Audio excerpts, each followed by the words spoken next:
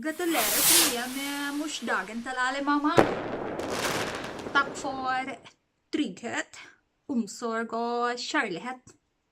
Det dere gjør det til deres barn, det er som dere gjør det til hele verden. Til mora mi og mormor, takk for alt. Ha en superdag til dere alle!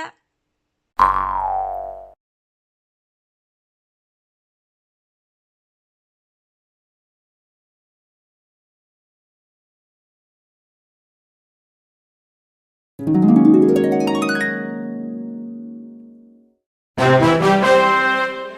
Mother's Day rin dito sa Norway.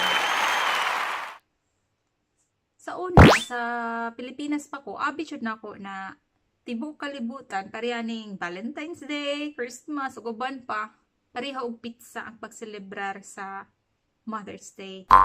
Every second Sunday of May.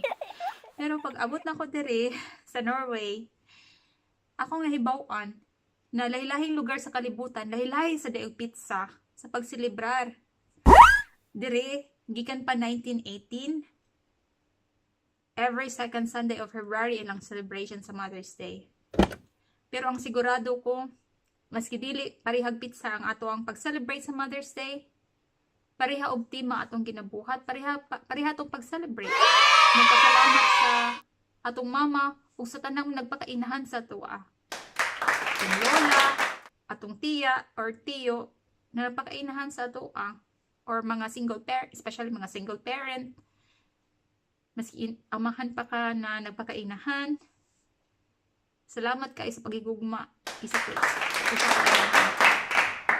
Happy Mother's Day ninyong tanan!